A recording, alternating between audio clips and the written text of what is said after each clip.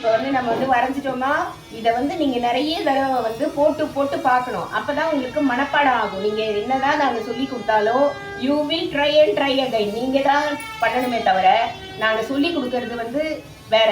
நீங்கள் தான் பண்ணணும். இப்போ வந்து ஃபஸ்ட்டு கட்டிங்மா, ஃபஸ்ட்டு எடுத்த உடனே இந்த 2 இன்ச்சஸுக்கு விட்டதை கரெக்டாக இந்த பாயிண்ட்லேருந்து கரெக்டாக வெட்டணும். இதோட ஸ்டாப் பண்ணணும். ஜஸ்ட் ஒரு பாயிண்ட் கூட அந்த பக்கம் போகக்கூடாது.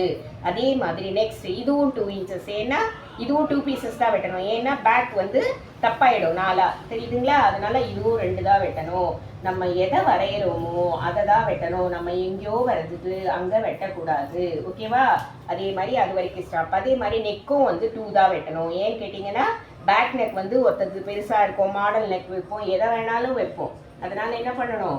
2 மட்டும்தான் வெட்டணும். கரெக்டாக வரைஞ்சது மேலே அப்படியே வெட்டுங்க. இதை வந்து வெட்டக்கூடாது. இது இப்படியே வச்சுக்கணும். ஏன்னா இந்த பார்ட் வந்து நெக் பீஸ் வெட்டுறதுக்காக வரும். அதனால நம்ம வெட்டக்கூடாது. எப்போவுமே நடுவில் முதல்ல அளவு எடுத்தோடனே ஒரு பின் பண்ணிடுங்க. இதை ஃபோல்ட் பண்ணுங்க. இப்போ பேக் நெக் வரைகிறோம் பாருங்கள். இதையே வச்சுட்டு அழகாக இதை வச்சு நம்ம வரைஞ்சிடலாம். ஏன்னா பசங்களுக்கு வந்து ரொம்ப கஷ்டம் எல்லாத்துக்கும் வரைகிறதுக்கு. அதனால் ஈஸியாக வந்துடும். இப்போ இதுலேயே இருந்து கரெக்டாக இந்த பாயிண்ட்லேருந்து தான் இதை சேரணும். இல்லைன்னா அந்த கோடு உள்ளே போயிடுச்சுன்னா கழுத்து உள்ளே போயிடும். ஷோல்டர் ஜாயின் பண்ணும்போது டிஸ்டர்ப் ஆகும். புரியுதுங்களா? இதையோ 2 வெட்டிடுங்க. இதை 2 வெட்டிட்டு இது பார்த்தீங்களா? இப்போ முழுசாக வந்தால் இதில் நம்ம நெக் பீஸ் வெட்டுவோம்.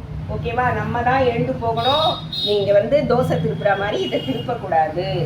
ஓகேவா? இதை பாருங்கள். இப்போ இதுலேருந்து இந்த ஸ்லீவ் பாயிண்ட் 4 பீஸ் சேர்த்து வெட்டுறோம்.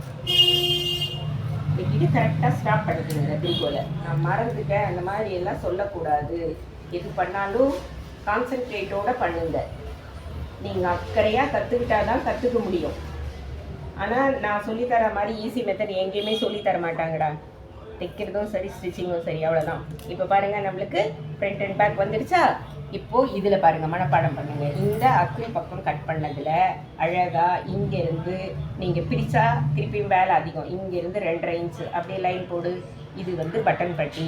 நான் வெட்டினதுக்கப்புறம் பிரித்து காட்டுறேன். இதிலையே வெட்டிடணும் நம்ம. இந்த பாருங்கள், இப்போ ஒரே செகண்டில் வேலை முடிஞ்சுதா? நீங்கள் அதை பிரித்து அதை ஸ்கேலில் லாங்காக போட்டு அது கோணலாக போட்டு அதெல்லாம் ரொம்ப டிஸ்டர்பன்ஸு. இப்போ இது வந்து நெக் பீஸ். இது பாருங்கள், இது வந்து 1.25 இன்ச்சு. அப்படியே லைன்ஸ் மட்டும் போடுறேன். நீங்கள் கட் பண்ணுறது அப்புறம் பார்த்துக்கோங்க. ஓகேவா? இது 1.25 இன்ச்சுக்கு அப்படியே ஃபுல்லாக லைன்ஸ் போட்டுருங்க. இதில் எத்தனை பீஸ் வருதோ அத்தனை பீஸ் நம்ம வெட்டணும். சரிங்களா? ஸ்கேலை வச்சு போடுங்க. 1.25 இன்ச்சு இருக்கணும். நல்லா தைக்கிற பசங்களுக்கு 1 இன்ச்சே போதும். இப்போ இதை வந்து ஈச் அண்ட் சிங்கிள் பீஸாக வெட்டணும். இது பேர் நெக் பீஸ். இது பேர் எதுன்றதை நம்ம கற்றுக்கணும். ஓகேவா? நான் ஒரு பீஸ் மட்டும் கட் பண்ணி காட்டுறேன், டைம் வேஸ்ட் ஆகிறதுனால. இப்போ இந்த ஒரு பீஸ் கட் பண்ணுறோன்னா மொத்தம் கட் பண்ணிட்டு இந்த எட்ஜஸ் வந்து கரெக்டாக ஸ்ட்ரைட்டாக கட் பண்ணிடணும். மிஷினுக்கு போனால் உட்காந்து தைக்கணுமே தவிர அங்கே போயிட்டு கத்திரிக்கோலை வச்சுன்னு திருப்பி வெட்டின்னு உட்காந்துருந்தோன்னா நம்மளுக்கு டைம் வேஸ்ட் ஆகும். இது நெக் பீஸ், அவ்வளோதான். இதுதான் cutting method. Front, back, button பட்டி, நெக் பீஸ் எல்லாம் ஃபினிஷ் ஆகிடுச்சு. ஹேண்ட்ஸும் பெல்ட்டும் வந்து நெக்ஸ்ட் வீடியோ போடுறேன், பார்த்துக்கோங்க.